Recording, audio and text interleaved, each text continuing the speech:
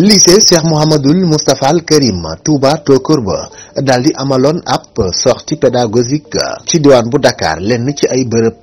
lu mel ni Gorée ak monument de la Renaissance ngir gën a yokk xam-xamub élèves yi maanaam ndongo yi ci bërëb yi nga xam ne ay symbole la ci réew mi di Sénégal.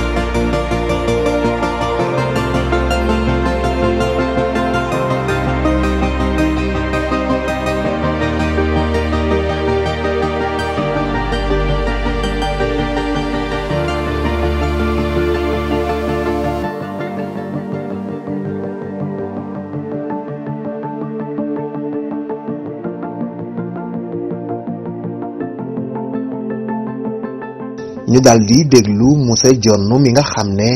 moom moo jiite woon sortie boobu te àndoon ak élèves yooyu le mu ñëwal nu ci bile présentation.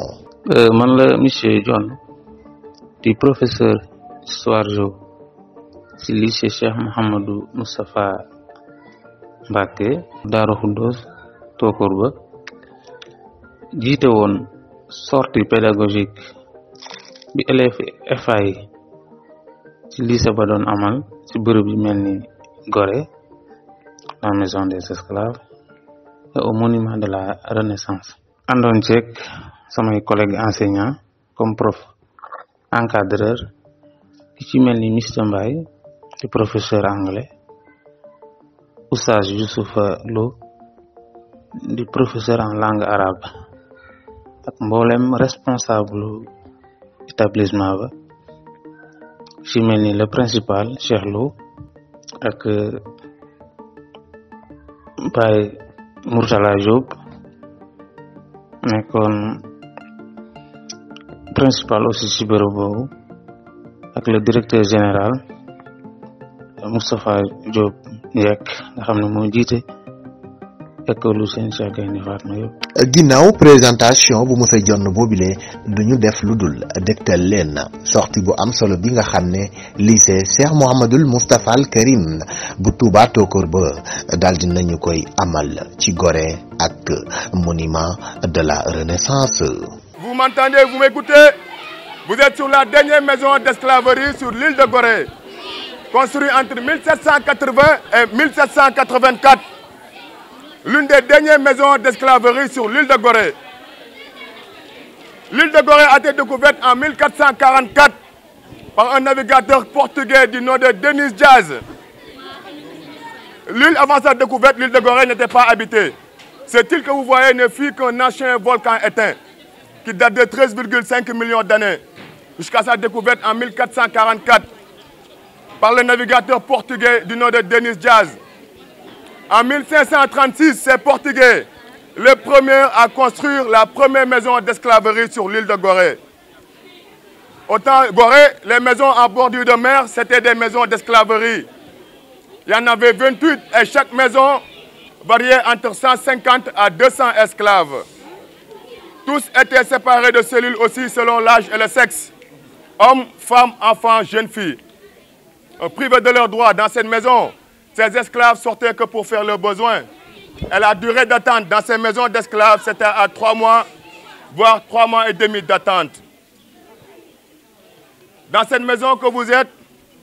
si vous constatez de gauche à droite, vous êtes sur la cellule des hommes. Il y avait 5 cellules d'hommes dans cette maison. Les 3 de l'autre côté, les 2 autres par là. Chaque cellule mesurait 2,60 m sur 2,60 m. Ils mettaient jusqu'au nombre de 15 à 20 esclaves dedans. Torse nu, accroupi, enchaîné. Les chaînes du cou jusqu'au pied et un boulet de 10,3 kg. Dans cette maison que nous sommes, la valeur de l'homme dépendait de son poids. Parce que ces esclaves dans cette maison étaient pesés à un poids minimum de 60 kg. Tout esclave qui n'avait pas 60 kg, il vous amenait dans une cellule appelée une nappe temporaire. Une fois après le commentaire, vous aurez le temps de passer au niveau des cellules de gauche à droite, celle des hommes, celle des enfants, celle des jeunes filles, celle de la femme et les cachots au niveau des escaliers. Moins de 60 kg, il vous amenait dans une cellule appelée une nappe temporaire. Une fois arrivé là-bas, c'était pour vous engraisser avec du niébé, de l'haricot chez nous, mélangé avec de l'huile de palme et du marais de fer comme des oies, comme des bétails. Et la durée maximum d'engraissement dans cette cellule, c'était à 3 mois d'engraissement. Et la durée de ces 3 mois d'engraissement, tout esclave qui n'aurait pas atteint ces 60 kg, attention, les enfants, cela ne vous faisait pas un homme libre. Ça vous faisait un homme, peut-être, esclave domestique. Raison pour laquelle Gorée fut un centre de transit le plus important partout de l'Afrique de l'Ouest. Donc ces esclaves nous venaient partout. Ghana, Bénin, Nigeria, Gambie. D'ailleurs, ces esclaves qui nous venaient du Nigeria, dans cette maison, on les appelait les Yoruba. Les Yoruba dans cette maison étaient vendus 4 fois plus cher parce qu'ils étaient costauds. En même temps, ils le regardaient ici pour la reproduction. C'était des éléments géniteurs. Mais la plupart des maisons que vous trouvez sur cette île, une fois à la sortie, l'architecture des maisons sur l'île, on a le droit de rénover. Mais on ne change pas l'architecture. Parce que Gorée a été placée patrimoine mondial par l'UNESCO en 1978. Elle fait partie des 4 premières communes françaises au temps de l'AOF. Vous comprenez? L'AOF, Afrique occidentale française. C'était les 4 premières communes. Autant c'était Saint-Louis, Dakar, Rufisque et Gorée. Donc Saint-Louis, c'était la première capitale du Sénégal. Après l'indépendance qu'ils ont déclaré Dakar comme capitale. Fondée en 1852, Dakar. Et le premier roi de Dakar s'appelait Mohamed Diop. D'accord. Le premier roi de Dakar s'appelait Mohamed Diop. La plupart des maisons que vous voyez étaient habitées par des signards. Vous connaissez le mot signard? C'est la déformation du mot portugais señora. C'était des métisses qui se mariaient avec des blancs. Mais elles ne se mariaient pas avec n'importe qui. Elles se mariaient avec des bourgeois ou des aristocrates. Donc c'était pour conserver leur race. D'ailleurs, la plus belle signare qui fut habiter dans cette maison s'appelait Anne Pépin. Anne Pépin vivait ici en concubinage avec le premier gouverneur de Gorée au Sénégal, le Stanislas Jean de Boufflers. Ces femmes, une fois libérées d'esclavage, comme je vous disais, c'était ces femmes qu'on appelait les signards. On les amenait au Saint-Louis du Sénégal, à Rufisque, ou bien ils les laissaient ici sur l'île de Gorée. Comme je vous disais, ces esclaves pour les hommes étaient pesés. Celle de l'enfant dépendait de sa denture, faute d'état civil comme le cheval. Raison pour laquelle vous pouvez voir l'enfant quitter cette maison à l'âge de 2 ans, 3 ans et demi maximum séparés de leur maman. Et d'ailleurs, ces mamans ne voyaient jamais leur enfant. Pourquoi? Parce que dans cette maison, ils pouvaient vendre la maman et laisser l'enfant ici. Comme ils pouvaient vendre l'enfant et laisser la maman ici. Raison pour laquelle ces esclaves quittaient cette île sous des numéros de matricule. Ils ne partaient pas sous leur nom. Dans cette maison, ils pouvaient vendre l'enfant à la Guadeloupe, Martinique, en Guyane. La maman au Brésil, le papa en Amérique, au Louisiane. Dans cette cellule que vous voyez, ils mettaient jusqu'au nombre de 15 à 20 esclaves pour les hommes. Pour les jeunes filles, ça dépendait de leur virginité, parce que dans cette maison, la valeur de la jeune fille dépendait de sa virginité. Donc celle de la femme aussi, lorsque ses seins étaient encaissés, il les considérait plus comme étant vierges. Raison pour laquelle il les séparait tous de cellules. Pareil pour les hommes, torse nu, ces jeunes filles étaient enchaînées dans leurs cellules. Dans cette maison, il n'y avait que des enfants qui n'étaient pas enchaînés. Mais par contre, ils les entassaient dans ces cachots que vous voyez comme des boîtes à sardines. Dans cette maison, il y avait les cachots. Après, sous les escaliers, c'était les cellules de récalcitrants. C'était les esclaves qui se révoltaient. Ceux qui disaient non aux Blancs, ils les punissaient dans ces cachots. Après, vous allez les voir sous les escaliers. Ils y mettaient jusqu'au nombre de 3 à 4 esclaves dedans. Et la durée de la punition dépendait du révolte de l'esclave. Nelson Mandela, en 1990, lorsqu'il est sorti de la prison à l'apartheid, 1991, il est venu ici, c'était pour aller visiter cette maison que nous sommes aujourd'hui. Malgré le refus du protocole, il est rentré dans ses cachots. 5 minutes, il est ressorti, c'était les larmes aux yeux. Pourquoi? Parce que c'est souvenu aussi des 27 ans passés en prison à l'apartheid. Il y avait 3 cachots, les 2 sous les escaliers à la grande cellule des récalcitrants. Après, vous allez les voir. Juste à côté de la porte qui mène direct à la mer, regardez tout droit, appelée la porte du voyage sans retour. Avant de franchir cette porte, il y avait 4 couloirs. Les 2 premiers que vous allez voir, c'était pour les esclaves. Enchaînés 2 à 2, les yeux fixés sur leur sort et à l'infini, et un boulet de 10,3 kg au pied. Donc pourquoi qu'ils les mettaient ces boulets? Parce que ces esclaves, avant de franchir cette porte, il y avait des esclaves qui voulaient s'échapper. Soit ils vous fusillaient, soit ils vous laissaient avec ce boulet de 10,3 kg, vous allez direct en profondeur. Même un bon nageur ne peut pas en sortir. Les 2 autres couloirs de l'autre côté, c'était pour les gardiens.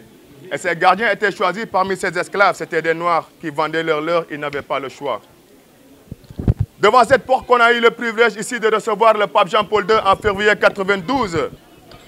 Devant cette porte qu'il a demandé le pardon à l'Afrique. Pourquoi le pardon à l'Afrique? Parce qu'il y avait aussi la complicité des missionnaires catholiques sur le commerce de l'esclavage. Mais l'esclavage fut commencé par les Arabes. De nos jours, ça continue avec l'esclavage moderne, l'esclavage sexuel, comme vous entendez dans les pays arabes. Devant cette porte, il a demandé le pardon en disant, d'abord, la question, comment ces marchands d'esclaves pouvaient loger là-haut, parce qu'ici, autant que vous voyez là-haut, c'était le logement des marchands d'esclaves. C'est là que les marchands d'esclaves, les colons logeaient. Donc, en se disant la question, comment ces marchands d'esclaves, ces blancs pouvaient loger là-haut, et il y avait nos frères noirs qui souffraient dans leurs cellules. Le oui, c'était pour le pardon, et le non, c'était pour non l'oubli. 1536 jusqu'en 1848, 400 ans d'esclavage, 400 ans de souffrance, 400 ans d'humiliation, aboli en 1848 par Victor Schœlcher. Vous êtes sur l'une des dernières maisons d'esclaverie sur l'île de Gorée. Cette maison qui a été visitée par le pape Jean-Paul II, George Bush, Bill Clinton, Obama, Nelson Mandela, François Hollande, François Mitterrand, M. Jacob Zuma, l'ancien président de l'Afrique du Sud, M. Cyril Ramaphosa, le nouveau président de l'Afrique du Sud, l'ancien président de la Palestine, Mahmoud Abbas, et le fils du premier roi de France, Jean-Philippe Ier. Restauré et inauguré le 5 décembre 1990 par la première dame de la France, Mme Danielle Mitterrand, et la Fondation France Liberté. Conséquence, en écho, autant pourquoi appeler la porte du voyage sans retour, parce que autant tout esclave qui franchissait cette porte, c'était adieu l'Afrique, ou bien dans cette maison que nous sommes, tout esclave qui tombait malade ou agonisant, il vous jetait direct à la mer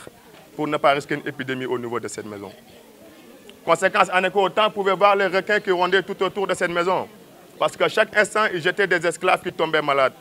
Le sang des esclaves attirait les requins, mais de nos jours, la famille, il n'y a plus de requins sur l'île de Gorée. Raison pour laquelle de nos jours, cette île que vous voyez n'est qu'une île de réconciliation, île de pardon. Autant c'est une île de souffrance, île de déportation des Noirs, comme vous entendiez, reconnue sur la plus grande tête négrière par l'Organisation mondiale des Nations Unies. Le premier conservateur de la maison des esclaves s'appelait Boubacar Joseph Ndiaye, qui a combattu pour la France et l'Indochine. Il est décédé en 2009, celui qui porte le nom du nouveau centre socio-culturel sur l'île de Gorée. Ce centre socio-culturel que nous allons voir a été construit ici en 1777. Elle a abrité le premier festival mondial des arts nègres, a été organisé ici sur l'île de Gorée en 1966. Depuis lors, il a conservé ce titre comme centre socio-culturel. Donc pour rendre hommage à M. Boubacar Joseph Ndiaye, on l'a donné le nom de ce centre socio-culturel de nos jours. L'île de Gorée de nos jours ne compte que 2000 habitants la famille, parce qu'ici il y a des hôtels, il y a des auberges. On vit ici en permanence, 2000 habitants en permanence. L'île ne fait que 900 mètres de longueur sur 300 mètres de large. L'eau et l'électricité de nos jours aussi nous viennent de Dakar sous canalisation marine. Une fois après, lorsque vous allez sortir pour faire la montée, vous allez voir là-bas les canaux. Ces canaux ont été plantés ici exprès par les Français. Après la Première Guerre mondiale, c'était pour protéger tout le littoral. Une fois à Rufisque jusqu'à Ouakam, vous allez voir aussi, c'est pareil, ces mêmes canaux. Des pièces de la France aux Angoulême jusqu'au Sénégal, transportés vers cette colline par nos ancêtres aussi. 14 km de portée, 6642 tonnes de fer, 360 mm de diamètre. Il a une fois servi à la grande bataille de Dakar. Lorsque le bateau quitte Dakar pour venir à Gorée, il contourne la balise rouge. Pourquoi il contourne cette balise? Parce qu'il y a l'épave du bateau dedans. Et ce bateau a été chaviré par ce canot que vous allez voir vers la montée. Là-bas aussi que se trouve le mémorial de l'île de Gorée. Inauguré ici en 1999 par le deuxième président du Sénégal, M. Abdou Diouf, et la première dame Elisabeth.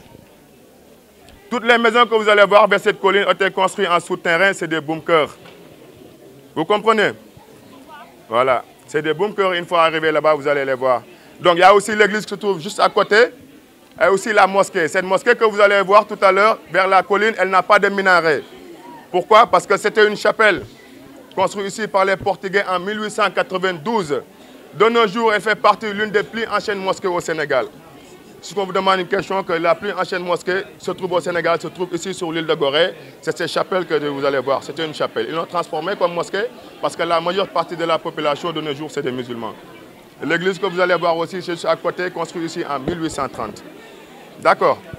Donc, comme je vous disais, une fois après, vers les cellules de gauche à droite, vous aurez les cellules des hommes. Celles des enfants, juste à côté de notre gauche, des jeunes filles, celle de la femme non-vierge et celui des cachots aussi. Une fois là-bas, parce que c'est fermé, il y a l'exposition là-haut, une fois là-bas, vous aurez pu voir les chaînes et les fusils que portaient aussi les guerriers, ainsi de suite. Mais bon, s'il vous plaît, aussi les écrits de nos jours, c'est interdit, hein, sur les murs, hein, parce que nous sommes dans un lieu de sanctuaire. Hein. D'accord.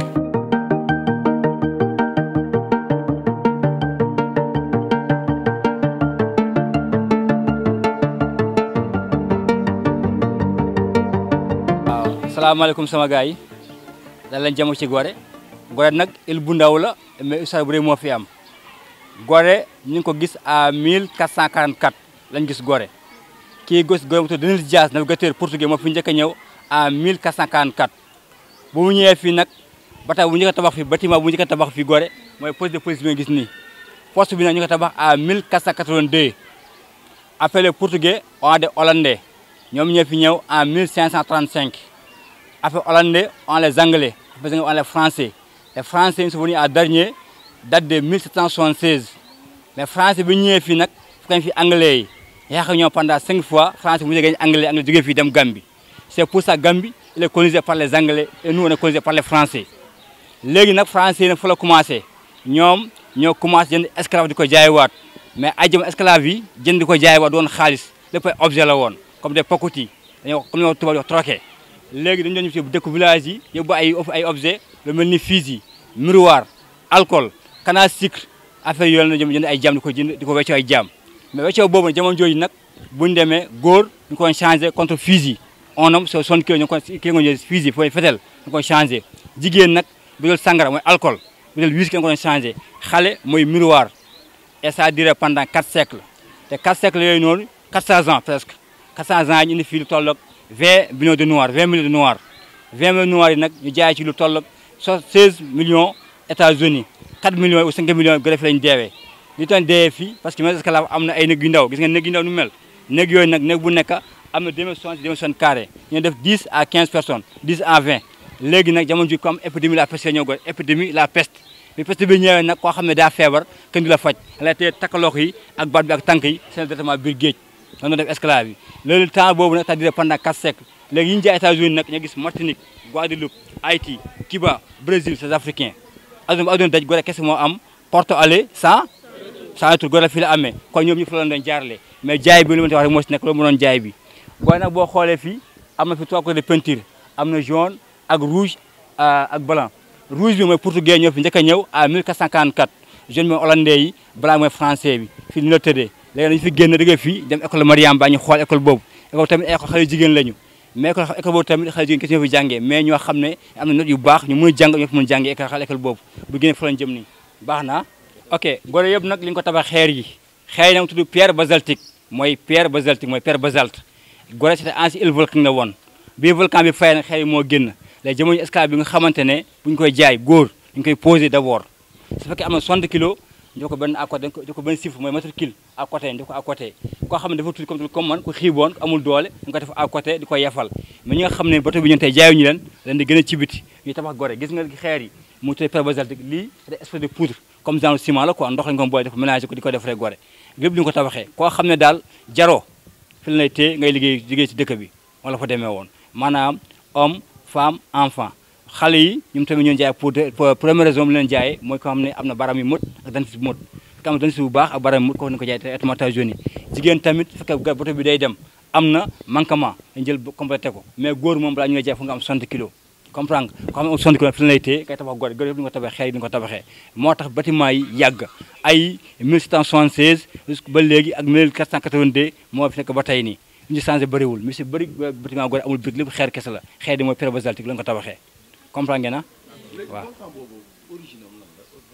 volcan bi mooy fi ñu jógee montagne bi fu mu nekkoon fa la ko commencé woon tàkk parce que dafa amoon comme volcan normal mais volcan bi bu fayee nag xeer yi moo doon génn mais jamono bi tubaab bi ñëwee nag jamono ji amuñu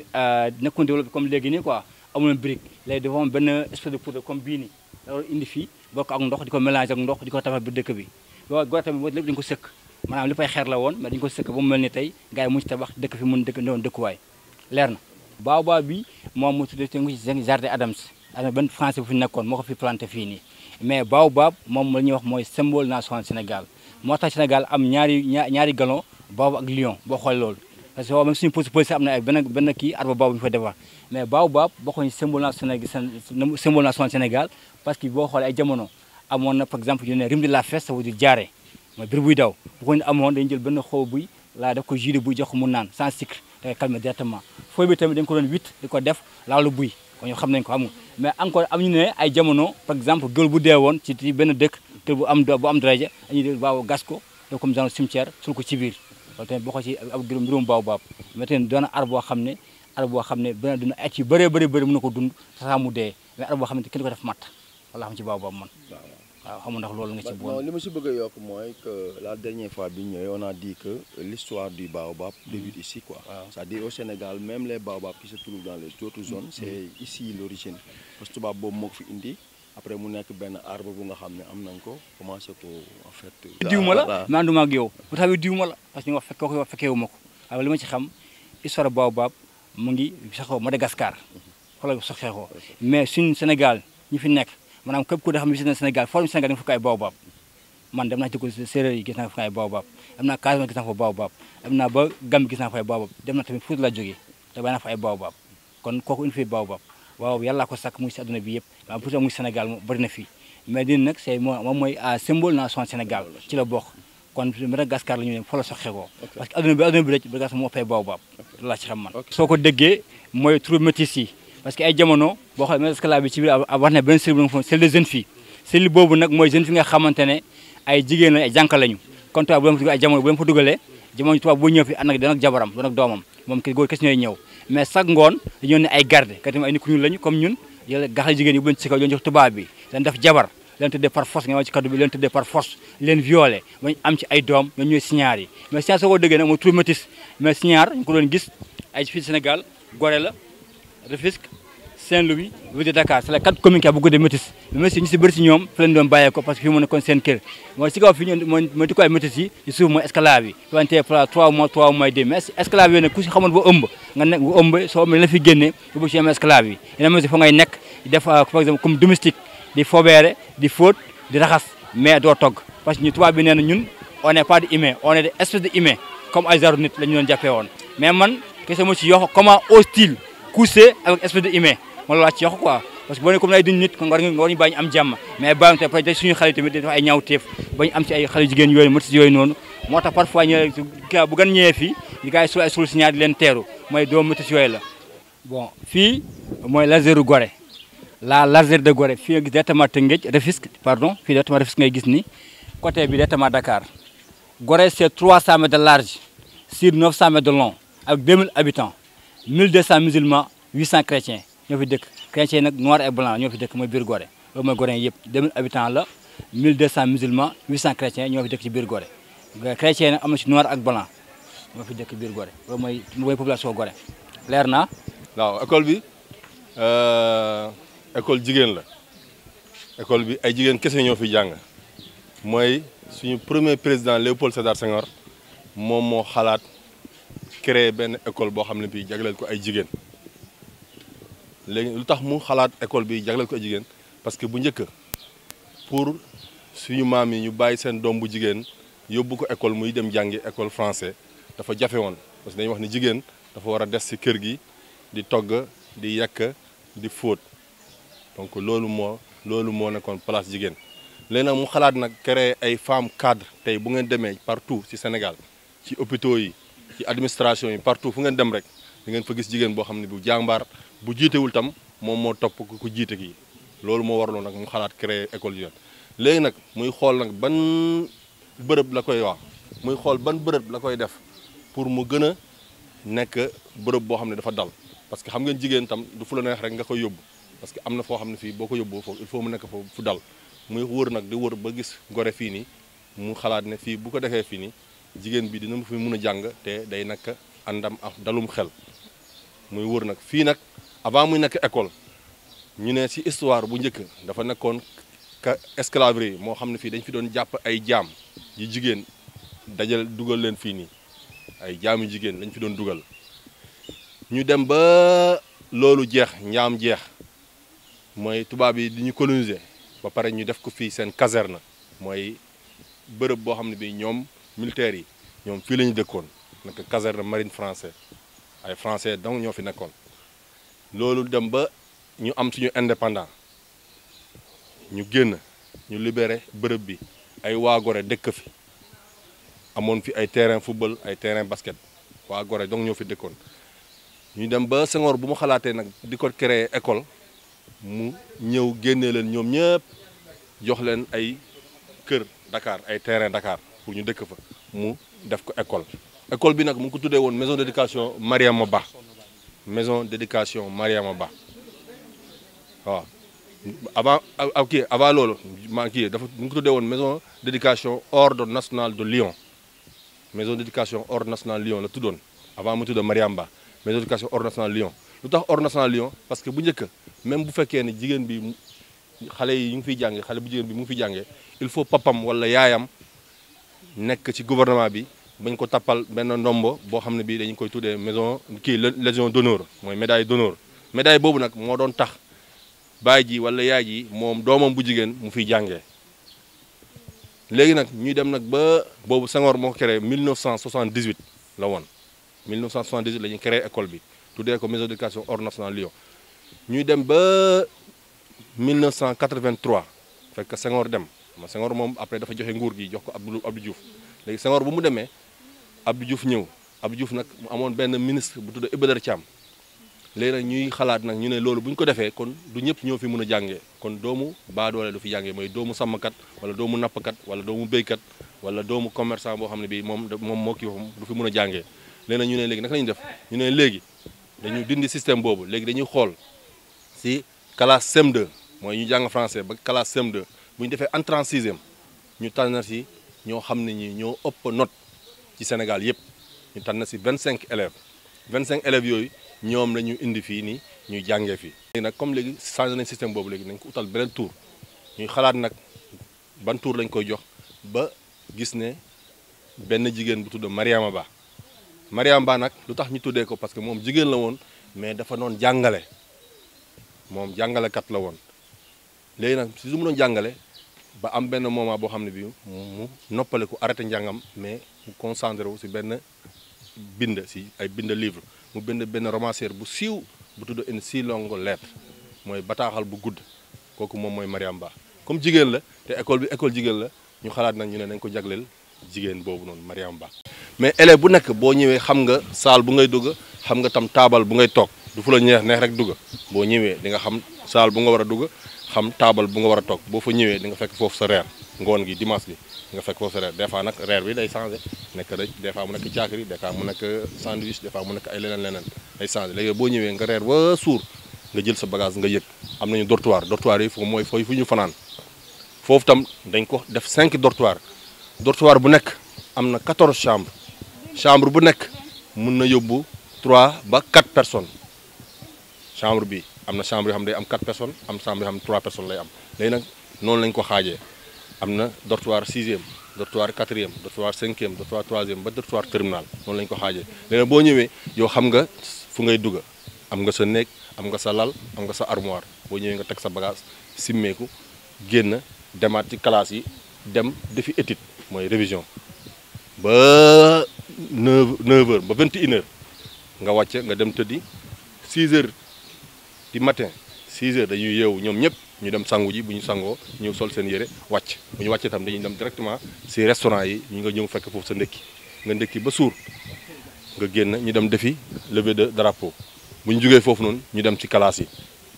ñu dem classe yi nag bu ñu eggee ci classe yi dañuy xaar parce que professeurs yi jàngale ñoom dëkkuñu fi ñoom Dakar la ñuy jóge ñoom bu ñu ñëwee salu 8 heures dañuy egg rek dem directement dem joxe cours bu ñu joxee cours ba 1 heure ñu génn élèves yi dem encore ci salle yi classe salle de kii yi dem añi bu ñu añee pare ñu yëgaat encore ci kaw ci dortoir yi def sieste ba 15 heures ñu wàcc dem ci classe yi nekk foofu ba 18 heures ñu wàcc bu ñu wàccee tam wala ñu delluwaat ci dortoir yi dañuy dem ci restaurant yi encore dem réeri doog a yëgaat ñoom noonu la ñu nekkee alarba daal mooy jour boo xam ne bii bu ñu demee ba añ ba pare wala ñuy dugaat classe déedéet bu ñu añee pare dañuy dugaat dem changer boobu du ñu sol tenue bu la neexee doo sol tenue mun nga sol sa yére bu la neex nga nekk foofu noonu ba 18 heures encore ñu yëgaat encore jëlaat seen bagage continuer njàng donc loolu mooy Mariam Ba fii nag daaw ñu ngi toll woon ci 224 élèves ñoo xam ne ñi 6e ba terminal ñu fiy doon jàngee mais des fois day changer des fois mu yokk des fois mu wàññeeku waaw parce que am na élèves yoo xam ne des fois dañu bëgg ñu jàngee fii dañu bàyyi am na élèves yoo xam ne tam dañuy def concours kii ay concours yooyu ay concours secondaire yooyu pour dem yeneen bitim réew ñoo xam ne dañu admet moo tax des fois nombre bi wàññeeku waaw loolu mooy Mariam Ba. ok fii nag dañuy jeexale fi ñu tëjee benn yoon mu jeex kër gi gis ni nag fii c'était maison gouverneur Roum noonu c'était juste gouverneur français moo dëkk fi ay jamono mu dëkk fi yàgg na fii nag lool sax mu jógee fii mu dem palais national Sénégal dëkkoon fa encore mu jógee palais mu dem dëkk Saint-Louis mais kër gi mu nekkoon hôpital ay jamono nekkoon hôpital fii ni dañoo faj ay nit ay jamono parce que boo xoolee amul pollution amul dara fii jógee hôpital encore nekkoon hôtel ñu tuddee ko hôtel Relais des Espadons moom Relais des Espadons boo génnee fii tamit fii boo xoolee mooy commune Gorée mooy mairie moo nekk nii fii mooy musée de la mer lépp loo xam ne wàllum géej la ci kër gi nekk lépp loo xam ne wàllum géej yàq yu yàgg yeeg jën yu yàgg yaay poisson lépp ci biir mu ngi ci biir mais instant yi nii depuis Covid ba léegi dafa tëj ko ubbeegul ba léegi nii bu ñu xoolee statut ginnaaw bi yaa ngi gis kii mooy Blaise Diagne nag turam dëgg mu tudd Galaye Mbaye Diagne Gorée fi la juddoo booy bëgg a xool addi rek bu ngi fa ci bindal la ko Gorée fi la juddoo mais après mu màggee dem màggee yóbbu ko Saint-Louis mu jàngee foofu ba mookal na ci jóge fii yóbbu ko France fa lañ ko nommé le premier député noir de l'Ouest waa Blaise Diagne moom mais Blaise Diagne après mu deewee amul tuuti problème bi jaaxal nit ñi rek parce que son turam dëgg Galaye Mbaye Diagne la tudd mais bu mu deewee nag gars yi tubaab yi nga ko fi indiwaat ñu boo Saint-Lazare mooy chrétiens yi nekk kii mosu ñëw église ñu génnee foofu yóbbu ko c'est les musulmans gannaaw bi suñu su mu jum gars yi nekk musul ñëw jumaa ji léegi nag ci nga suul gannaaw ci kaw cimetière lañ ko suul parce que xamuñu ndax chrétien la ou musulman la comprendre mooy Blaise Diagne léegi bu ñu xoolee ni tamit lii sont des médecins ñii statut bi nga gis ci ginnaaw ni ñii ay médecins lañu médecins yi nag dañ fi ñëwoon pendant épidémie la peste parce que amoon la peste c'était 25 médecins yoon la woon 25 médecins bi ñëwee fi tamit jàppale gars yi di leen faj pour peste bi bàyyi leen ñoom tamit peste bi leen mujjee téye ñoom tamit ñoom mujjee feebar bu ñoom mu fay mujjee dee biir Gorée fi lañ deewee quoi ay jamono peste bi moo sonal nit ñi parce que peste la moo indi peste bi mais esclave yi nga xamante ne yoon te ci biir maison bi te mis dafa ay néeg yu ndaw te xam nga duñu mun dem saw duñu mun dem toilette léegi fay na sur place la ko doon defee loolu jàppale na bu mujjee feebar ku feebar rek dañ lay téye c'est détriment biir géej léegi tubaab yi tamit ñoo ñëw pour jàppale ni ku ñu leen di leen faj ñoom tey peste bi jàppale leen fa leen mujjee dee 22 médecins fa leen deewee quoi si ginnaaw fii tamit muy côté bële laa bëggoon woon benn affaire mooy benn monument boobu mu ngi fi ñëw le 31 juillet 2002 offert par les frères guadeloupéens ñoo ko fi indi monument bi góor la ak jigéen la ñu taxaw ci benn jëmbe bi pour mën communication ko góor ki naan maintenant on est libre ak sa femme mal day wone maintenant on est libre on est plus esclave nag esclavage dañ ko abolir à 1835 dañ ko abolir ci la jeex ko abolir nag mu tuddee 8 sorciers benn français moo ko abolir ci l'esclavage jeex mu fa tamit même Pape Jean-Paul II tamit ñëwoon na Gorée le 22 février 1992 le Pape Jean-Paul ñëw fi Gorée Pape Jean-Paul II xam ngeen ko mooy benn prêtre italien benn abbé la quoi mu ñëw fi nag Afrique pardon pendant 3 fois africain oui pour le pardon mais non pour l'oubli on pardonne mais on oublie pas l'histoire tiendra mooy li ñu jàng tey ñu xam li ñu expliqué tey loolu de loolu laa xam histoire Gorée loolu muy histoire Gorée maa ngi tudd Amadou Thiam sama gars yi kontaan nañ leen jërëjëf ba à la prochaine incha allah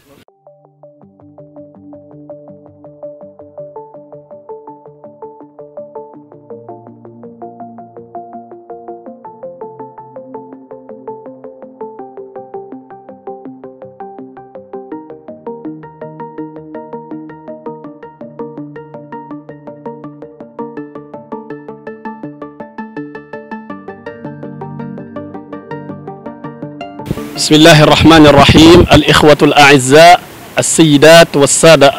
الكرماء، هذا اليوم لقد قمنا بزيارة تاريخية لمدرسة الشيخ محمد المصطفى مبكة، حيث قمنا بزيارة جزيرة غورة، وقمنا كذلك أيضا بمجيء إلى مونيمون de la Renaissance africaine الذي قام ببنائه الرئيس السابق عبد الله واد. وهذا تكون أول زيارة لهذا الوفد ولهذه المجموعة الطلبة التلاميذ، فلنترك الأخ حتى يوصل الخبر إلى المعنيين باللغة الفرنسية. Ok, bonsoir à tous. Aujourd'hui, nous sommes là à Dakar pour une sortie pédagogique. Comme vous savez, en premier lieu, on est allé à l'île de Gorée pour visiter la maison des esclaves de Gorée et toute l'histoire qui se cache derrière cette île-là, qui est vraiment un patrimoine mondial. Comme vous savez, aujourd'hui, l'école privée Cheikh Moustapha Mbacké de Touba est venue vraiment faire cette étude, parce qu'on dit que c'est une étude, parce que les études, ce ne sont pas tout simplement dans la classe, mais parfois aussi on a besoin de sortir un peu. Voilà. As you know, today is a great day for us because we are coming to do some visits in 2 points. The first one in Gorée Island, where we have visited the house of the slaves. As you know, this is a great place of story, the world story, world heritage. As you know, our grandparents were suffering, from the slavery, during many centuries. And, we end our visit to this point. It is a monument of Renaissance, as you know. It is a great place built by our former president, Mr. Abdoulaye Wade, in order to thank everybody, and we are so glad to do this. am nañ mbégte bu rëy lool bi ñu effectué visite yi nga xam ne lii ñu ciblé woon mooy la maison des esclaves à Gorée. Donc jógee foofu ñëw au niveau de la monument de la Renaissance. Donc comme nañ ko doon waxee rek ci njëlbeen la visite pédagogique la ci njàngale mi ci la bokk. Donc vraiment gis nañ ne yàlla tawfeexal la ñu ba jóge nañ Touba à partir de 6 heures. Cela veut dire que heure bi ñu joxante woon jàngale corps enseignant bi encadreur yi ku ci mel ni Mr Mbaye ak Oustaz Lo ak man mi di wax ak yéen ak élèves yi ñu ci àndaloon aussi respecté nañ heure bañ joxante woon. Donc vraiment bi ñëwee aussi malgré soucis yi ñu am yëpp ci biir dëkk bi fexe nañ ba àgg à Gorée ba def visite bi comme nañ ko bëggee woon, nga xam ne visite mémorable la boo xam ne moom kenn dootu ko fàtte ndax lañ doon jàngal xale yi ñu doon ko dégg te moom concret bi lañ am ndax teg nañ ci seen gët. Donc ndax defal nañ leen ci commentaire ci lu bëri li xewoon ci doon xew ci maison des esclaves. jóge foofu aussi visité waat yeneen locaux yoo xam ne yu am solo la. Donc vraiment am nañ ci contenté lool di remercier bu baax corps enseignant bi ñu ci àndal ñi teew ak ñi teewul yëpp ndax ñun ñëpp ñoo bokk gis-gis gi ak parents d'élèves yi nga xam ne aussi am nañ confiance lool si ñun ba bàyyi ñu ànd ak xale yi ba visiter bërëb yooyu. Élèves yi nga xam ne aussi vraiment njàng mi ñor na leen ba yemale wuñ ko si bërëb ya ñuy jàngee rek mais dem ba visiter la ko yooyu nga xam ne yàgg nañ ko di. Donc au niveau de monument de la Renaissance nañ ko defee woon Gorée lañ ko bëggee woon mais par contrainte de temps comme dañoo embouteillé lool tax na bi ñu ñëwee fekk nañ guide yi ñu waroon a guider pour ñu def visite bi ñu arrêté. Donc mais mbégte bu rëy daal lañ am si bi ñu visiter bërëb yi nga xam ne vraiment dafa nekk bërëb yoo xam ne c'est des lieux historiques. Donc xanaa damay jox kàddu yi rek élèves yi aussi ñoom ñu wone seen sentiment bi ñu am ci visite bi ñu amal tey. asalaamaaleykum maa ngi leen nuyu yéen ñëpp di leen ziare maa ngi nuyu suñu monsieur yi ñu àndal fii mooy monsieur Dione ak monsieur Mbaye ak Oustaz Cheikh Lo ñoo ngi leen di sant bu baax di leen gërëm bu baax ci li ñuy def parce que li coono la te tamit bàyyi nañ seen yitte yëpp dikk ànd ak ñun ci sortie bi vraiment sortie bi neex na trop te ñoo ngi leen di sant bu baax te di leen gërëm. mbégte ak contentement bu baax a baax di participer ci sortie pédagogique bu Cheikh Mouhamed Mbacké affaire yi nag ñu ngi ciy jëlee xam-xam ak réussir bu mat parce que donte même commencement bi sax jànkonte nañ ay jafe-jafe ci société ci dëkk bi mais finalement réussir nañ daal pour visiter Gorée ak histoire bi nga xamante ne bu am solo bi nga xamante ne moo nekkoon ci biir xëy na nag doon nañ ci jàng ay quelque rek ci comme par exemple la traite négrière mais tey yaakaar naa tey ak li ñu gis ak li ñu expliqué tey même bu fekkoon sax des na tuuti rek gëm naa ne lépp leer na tey leeral nañu ba leeral nañu leneen loo xamante ne sax mën naa wax ne du woon suñu niveau kon affaire bi am na solo lool sax ak monument de la renaissance aussi tamit ku ne xam na ne day milieu boo xamante ne boo am solo la boo xamante ne Ablaye Wade moo ko defaroon tey nag ñu profité ci sortie pédagogique bi rek ñëw visiter ko muy loo xamante ne tamit kontaan nañ ci daal gëm naa ne élèves yi ak mbégte bi ñu am tey daal moom lu am solo la ñun daal kontaan nañ bu baax a baax di ñaan yàlla aussi tamit suñu encadreurs yi yàlla bàyyi leen fi ba sortie yi mel nii ñu continuer di ko def ak di ko wéy ak élèves yi nga xamante ne bëgg nañ jàng ay at yu bëree bëri jërë ngeen jëf. salaamaaleykum wa rahmatulahi taala wa barakaatuhu ñi ngi am mbégte ak contentement ñëwoon tey fii Dakar amaloon fi suñu visite pédagogique di ko amalee ci île de Gorée nga xamante ni ñëpp xam nañ ni lieu bu historique la ci histoire sénégalaise aussi renforcer na suñu connaissance si liñ daan jàng malgré daan nañ ko jàng mais tey jii dañu ko gën a détaillé ba nga xamante ni gën naa léegi suñu bopp ak fi nga xamante ne tamit tey mooy monument de la Renaissance te tey mën nañoo wax ni tamit moom lieu historique la parce que président Abdoulaye Wade moom moo ko créé woon en 2008 je pense et aussi ñu am contentement ñëw gis suñ loo xamante ni leer nañu suñ doomu réew moom moo ko defar ñu jàkkaarloog moom te référence la ci élèves yi boo ko gisee da ngay gën a amaat confiance ci sa bopp xam ne boo jàppee ci jàng bi rek fi mu yegg ba defar lii yow mën ngaa defar loo xamante ni mën na kaa ëpp aussi je tiens à nous tous à remercier notre cher monsieur parce que visite bi renforcer na bu baax suñu connaissance ci suñu histoire réew nous voulons par la ci cadre waa 6e FA yëpp maa ci comme vu que je suis la responsable je parle sur le nom de la 6e FA pour remercier monsieur Dione si visite bi am solo bi nga xamante ni amaloon nañu ko fii ci Dakar aussi ñu ngi koy remercier bu baax merci. Bonsoir tout le monde, nous saluons profondément les instances qui nous ont permis de venir d'ici, de faire réaliser les rêves que nous sommes tellement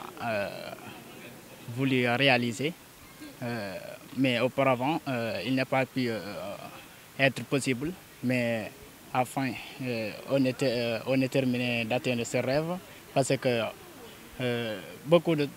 de choses, on nous a appris beaucoup de choses sur l'île de Gorée, la maison des esclaves et certains quartiers qu'ils ont, et l'historique qu'il a regoursé dans cette île. Mais aujourd'hui, nous sommes tellement fiers de découvrir ce qui est caché dedans parce que l'immense de quelque chose, c'est plus concret que la théorie. Oui. L'immense de quelque chose est plus concret que la théorie. Oui. C'est pour cela que nous sommes tellement fiers de participer de cette visite pédagogique de la ville de Gorée et celle de le monument de la Renaissance. Merci beaucoup.